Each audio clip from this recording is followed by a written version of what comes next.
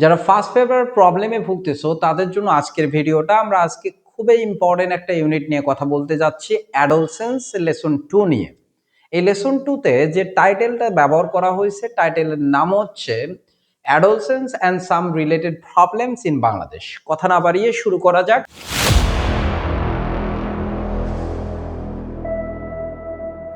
Adolescents constitute a nation's core resource for national renewal and growth। মানে কিশোর কিশোরীরা গড়ে তোলে, constitute মানে আমরা জানি ফর্ম, বিল্ড, মেক, এগুলো হয়। তাহলে কিশোর কিশোরীরা গড়ে তোলে একটা জাতির মূল সম্পদ ফর ন্যাশনাল রিনিউয়াল। রিনিউয়ালের বাংলা হচ্ছে নবায়ন, নবায়ন অ্যান্ড গ্রোথ। তাহলে একটা জাতির নবায়ন এবং বৃদ্ধির মূল সম্পদ গঠন করে কিশোর কিশোরীরা। Adolescence is the period in life when transition from childhood to adulthood take place। বলছে বয়সন্ধিকাল জীবনের একটা ধাপ যখন রূপান্তর ঘটে শৈশবকাল থেকে প্রাপ্তবয়স্কে। টেক প্লেস মানে সংগঠিত হওয়া, ঠিক আছে। And behaviours and lifestyle are shape, আচরণ এবং জীবন ব্যবস্থা গড়ে ওঠে। According to the World Health Organization, বিশ্ব স্বাস্থ্য সংস্থা মতে অ্যাডোলসেন্স ইজ দ্য পিরিয়ড, বয়সন্ধিকাল হচ্ছে একটা সময়, হুইচ শেপস, যেটা গঠন করে the future of girls and boys life, ছেলে মেয়েদের ভবিষ্যৎ জীবন। তাহলে ওয়ার্ল্ড হেলথ অর্গানাইজেশন বলতেছে বয়সন্ধিকাল এমন একটা সময় যেটা ছেলে মেয়েদের ভবিষ্যৎ জীবন গঠন করে। There are 28 million adolescents in Bangladesh. বর্তমানে এটা দ্বিগুণ হয়ে গেছে, যদিও পরিসংখ্যানটা অনেক আগের। বলছে বর্তমানে 28 মিলিয়ন কিশোর কিশোরী রয়েছে বাংলাদেশে। 13.7 million of them are girls and 14.3 million boys. ছেলেদের সংখ্যা এখন বাড়ছে, কমছে, মেয়েদের সংখ্যায় বেশি বৃদ্ধি পেয়েছে। বুঝছো বিষয়? The situation of adults and girls in Bangladesh is characterized by inequality and subordination within the family। এই উইথিন কোনো কিছুর মধ্যে ব্যবহৃত হয় প্রিপজিশন হিসেবে। তাহলে অর্থ কি দাঁড়াচ্ছে যে বাংলাদেশে কিশোরী মেয়েদের অবস্থান আমরা দেখতে পাই যে তারা বৈষম্য এবং অধীনতার শিকার। সাবঅর্ডিনেশন মানে কি? অধীনতা। কোথায়? পরিবার এবং সমাজের মধ্যে। দিস ইনইকুয়ালিটি লিডস, এই যে অসমতা, এটা ঘটায় to a wide spread practice, ব্যাপক অনুশীলন অফ চাইল্ড ম্যারেজ মার্জিনালাইজেশন। মার্জিনালাইজেশন মানে হচ্ছে প্রান্তিকরণ বা কোণঠাসা করা, কোণঠাসা করা, কোণঠাসা করা। অর এক্সক্লুশন, এই এক্সক্লুশন মানে হচ্ছে বাদ পড়া, বাদ পড়া, বাদ পড়া। From health, education and economic opportunities and vulnerability। এই vulnerability বাংলা হচ্ছে ভঙ্গুরতা, ভঙ্গুরতা মানে সহজেই যাকে ভেঙে ফেলা যায়, সহজেই যাকে ডমিনেট করা যায়, সেটাকে vulnerability বলে। To violence and sexual abuse. তাহলে অর্থ কি দাঁড়াচ্ছে যে এই যে মেয়েরা অসমতার শিকার হয়, এর ফলে ব্যাপক পরিসরে আমাদের সমাজের মধ্যে বাল্যবিবাহ, প্রান্তিকরণ বা কোণঠাসাকরণ, স্বাস্থ্য, শিক্ষা, অর্থনৈতিক সুবিধা থেকে মেয়েরা বাদ পড়তেছে এবং তারা ভুলনারেবিলিটি বা ভঙ্গুরতার শিকার হচ্ছে কিসের ক্ষেত্রে? সহিংসতা এবং যৌন নিপীড়নের ক্ষেত্রে। ইন বাংলাদেশ, বাংলাদেশে the legal age of marriage is 18 for girls and 21 for boys. বলছে বাংলাদেশে ছেলেদের জন্য বৈধ বিয়ের বয়স 21, মেয়েদের জন্য 18, তাই কিনা? বলছে হাউএভার, হাউএভার মানে কি? এটা উল্টা কথা ব্যবহৃত করার ক্ষেত্রে কানেক্টর হিসেবে বসে। যাই হোক, 33% কিশোরী মেয়ে আর ম্যারিড, বিয়ে হয়ে যায় before the age of 15 and 16% become mothers by the age of 19। তাহলে অর্থ কি দাঁড়াচ্ছে? বাংলাদেশে মেয়েদের বিয়ের বয়স 18, কিন্তু এই নিয়মটা মানার সময় কারো নাই। এর ফলে কি ঘটনা ঘটতেছে? 33% মেয়েদের 18 বছর বয়সের আগেই বিয়ে হচ্ছে এবং 60% মেয়ে 19 বছরের মধ্যেই কি হচ্ছে? মা হয়ে যাচ্ছে। রিসার্চ ফাইন্ড, গবেষণায় দেখা গেছে that adolescent with higher level of education, উচ্চ শিক্ষিত যে ছেলে মেয়েরা আছে, অর মোর অ্যাফ্লুয়েন্ট ফ্যামিলি, অথবা যারা খুবই ধনী পরিবার থেকে, অ্যাফ্লুয়েন্ট মানে ধনী, আমরা রিচের সিনোনিম হিসেবে ব্যবহার করতে পারি, টেন্ড টু ম্যারি, বিয়ে করতে চায় অ্যাট আ লেটার এজ, দেরিতে। এটা বাস্তব কথা। তোমরা দেখবা যে যারা পড়াশোনা করে তাদের বিয়েটা একটু লেটে হয়, কারণ তারা পড়াশোনা করে চাকরি করে এরপরে বিয়ে শাদীর চিন্তা করে। এবং যারা ধনী পরিবারের মেয়ে আছে ছেলে আছে তারাও দেরিতে বিয়ে করতে চায়, কারণ তাদের এমনটা টেনশন নেই, তাই কি না? যত টেনশন গরিবের ক্ষেত্রে। এরপর দেখো, boys however become ready for marriage only after several years of adolescent and young adulthood। বলছে যাই হোক ছেলেরা বিয়ের জন্য প্রস্তুত হয় প্রাপ্তবয়স্কের শুরুতে অথবা কৈশোরকালের শেষের দিকে। তার মানে 18-19 বছর বয়সে ছেলেদের বিয়ে দেওয়ার উপযুক্ত একটা বয়স হয়, কিন্তু উপযুক্ত হয়ে লাভ নাই, হ্যাঁ কিছু একটা করতে হবে তারপরে বিয়ের ব্যবস্থা, তাই কি না? মেয়েদের ক্ষেত্রে এই টেনশনটা নেই। পরের অংশ দেখো, পরের অংশ কি বলছে, when a girl gets married, যখন একটা মেয়ের বিয়ে হয়ে যায়, she usually drops out of school। এই ড্রপ আউট এর সিনোনিম হিসেবে আমরা বলতে পারি পুল আউট, বুঝছো, ছিটকে পড়া অর্থে। বলছে যখন একটা মেয়ের বিয়ে হয়ে যায় সে স্কুল থেকে ছিটকে পড়ে, even begins full time work in her in-laws household, শ্বশুর বাড়িতে সারাক্ষণ কাজ করা শুরু করে। বুঝছো বিষয়? In the in laws house, শ্বশুর বাড়িতে শি ইজ মার্জিনালাইজ, তাকে কি করা হয়, কোণঠাসা করে রাখা হয়। কি করে রাখা হয়? কোণঠাসা করে রাখা হয়। তার মানে এই যে কোণঠাসা বিষয়টা আমি তোমাদের স্পষ্টভাবে বলি, কি মনে করো শ্বশুর বাড়িতে নববিবাহিত বউকে একবার শ্বশুর আসি একটা কথা বলতেছে, একবার শাশুড়ি আসি একটা কথা বলতেছে, ননদ বলতেছে, দেবর বলতেছে, আর নিজেরটা তো আছেই। এই যে বিভিন্ন ভাবে তাকে হেন প্রতিপন্ন করাটা, এটাকেই বলা হয় মার্জিনালাইজেশন। বুঝতে পারছো?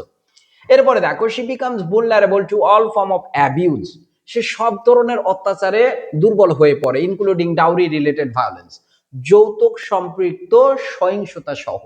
তার মানে যৌতুকের কারণে তাকে মারামারি করা হয়, এছাড়াও অনেক কারণে তাকে সহিংসতার শিকার হতে হয়। In Bangladesh it is still common for a bride's family to pay dowry. বলছে বাংলাদেশে যৌতুক দেওয়াটা কোনে পরিবারের পক্ষ থেকে এটা একটা স্বাভাবিক বিষয়, যদিও দ্য প্র্যাকটিস বিং ইলিগাল, এই প্রথাটাকে অবৈধ করা হয়েছে। তার মানে আমাদের দেশে জানি আমরা যৌতুক অবৈধ, কিন্তু এটা সর্বস্তরে বৈধ, তাই কিনা?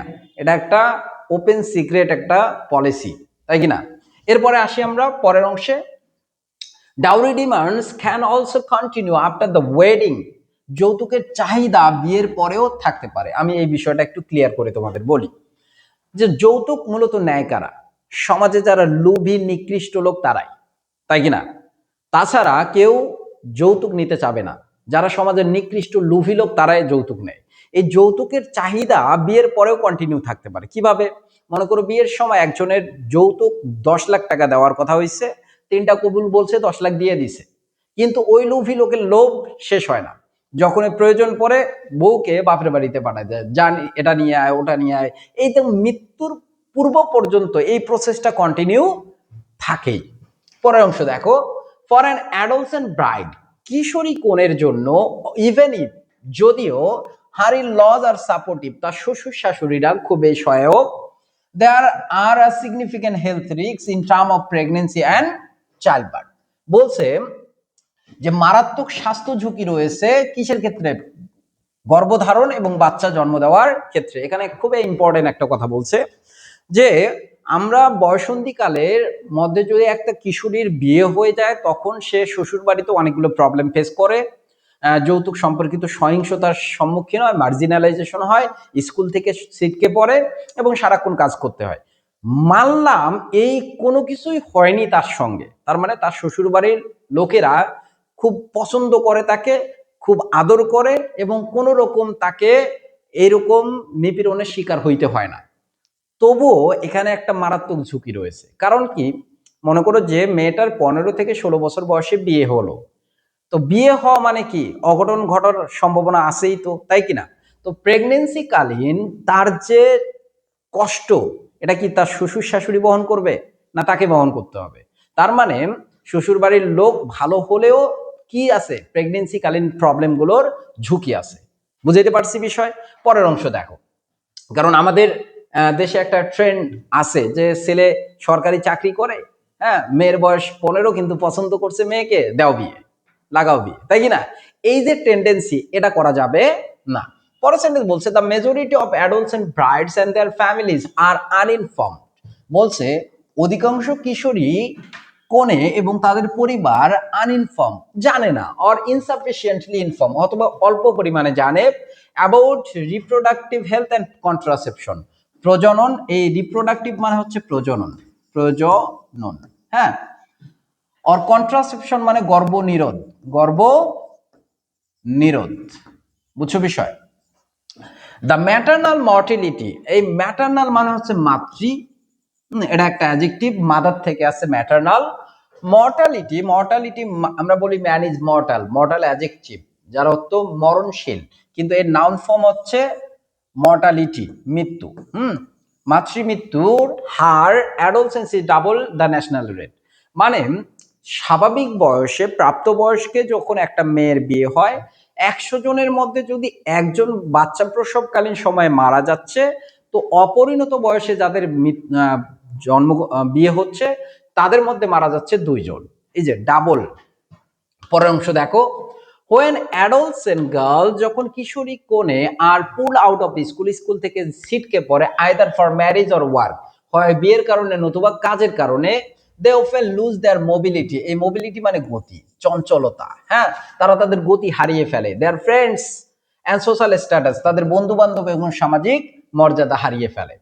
The lack of mobility among adolescent girls, কিশোরী কনেদের মধ্যে যে গতির অভাব, also curtail their economic and non formal educational opportunities, তাদের অর্থনৈতিক এবং অপ্রাতিষ্ঠানিক শিক্ষার সুবিধাগুলোকে কমিয়ে দেয়। কার্টেল মানে কমানো, কার্টেল মানে কি কমানো, এই ওয়ার্ডগুলো লিখে রাখবা, হ্যাঁ। Moreover they lack information about health issues, তাদের স্বাস্থ্য বিষয়ে যে তথ্য জানা দরকার সেই বিষয়ে তাদের ঘাটতি থাকে। অ্যাকর্ডিং টু আ স্টাডি, একটা গবেষণা অনুযায়ী, একটা পরিসংখ্যান অনুযায়ী, only about 3 in 5 adolescent girls have even heard of HIV. বলছে একটা পরিসংখ্যান করে দেখা গেছে যে 5 জন কিশোর কিশোরীদের মধ্যে 3 জন এইচআইভি জিনিসটা কি সেটা জানে, বাকিরা জানেই না। বুঝতে পারছি বিষয়। এরপরে সেন্টেন্স বলছে, ইট ইজ অলসো রিপোর্টেড, এখানে আরো তুলে ধরা হয়েছে, that more than 50% of adolescent girls, 50%-এরও বেশি কিশোরী কনে আর আন্ডার নোরিশড, আন্ডার নোরিশড মানে পুষ্টিহীনতা, পুষ্টিহীনতা, তাহলে পুষ্টিহীনতায় ভোগে, অ্যান্ড সাফার ফ্রম অ্যানেমিয়া, এই অ্যানেমিয়া মানে রক্ত স্বল্পতা, রক্ত স্বল্পতা, রক্ত স্বল্পতা, ঠিক আছে। অ্যাডোলসেন্ট ফার্টিলিটি, এই ফার্টিলিটি মানে উর্বরতা, আমরা জানি উর্বরতা, কিন্তু এখানে উর্বরতা অর্থে ব্যবহৃত হবে না, কারণ কিশোর কিশোরী তো ভাই জমি না যে উর্বর হবে, মানে এখানে বুঝাইছে অ্যাডোলসেন্ট ফার্টিলিটি মানে বুঝাইছে বাচ্চা জন্ম দেওয়ার যে ক্যাপাবিলিটি, এটাকে বুঝাইছে। তাহলে adolescent fertility is also high in Bangladesh, মানে বাংলাদেশে কিশোর কিশোরীদের প্রজনন সক্ষমতা অনেক বেশি, তার মানে এদের 16-17 বছর বয়সে যদি বিয়ে দেওয়া হয়, এরা 1-1.5 বছরের মধ্যে বাচ্চা পয়দা দিতে পারে, বুঝছো, এই সক্ষমতা তাদের অনেক বেশি, হ্যাঁ। The contribution of adolescent fertility rate to the total fertility rate increased from 20.3 in 1993 to 24.4 in 2007, তার মানে বুঝাইছে আগে মোট জনসংখ্যা যেটা বৃদ্ধি পাইতো, এই জনসংখ্যা বৃদ্ধিতে 1993 সালে কিশোর কিশোরীরা অবদান রাখতো 20.3%, কিন্তু 2007 সালে এসে এটা বৃদ্ধি পেয়ে 24.4% হয়েছে। তার মানে 100 জন যদি বাচ্চা জন্ম নেয়, তাদের মধ্যে কিশোর কিশোরীরা প্রোডাক্ট করে কত, প্রডিউস করে 24.4%, বুঝছো। মোরওভার নিউনেটাল, নিউনেটাল মানে হচ্ছে নবজাতক, নবজাতক, হ্যাঁ, নবজাতক, আমরা ইনফ্যান্টও বলতে পারি, কি বলতে পারি, ইনফ্যান্ট।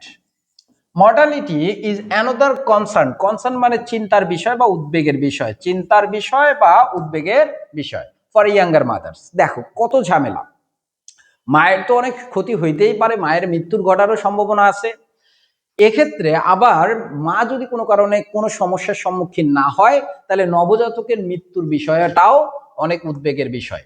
এরপরে আসি, while the situation for adults and boys is somewhat better, বলছে এক্ষেত্রে কিশোরদের অবস্থা কিছুটা, সামহাট মানে কিছুটা, সামহাট মানে কি কিছুটা, কিছুটা বেটার ভালো, Many are vulnerable and lack the power to make decision about their own lives. বলছে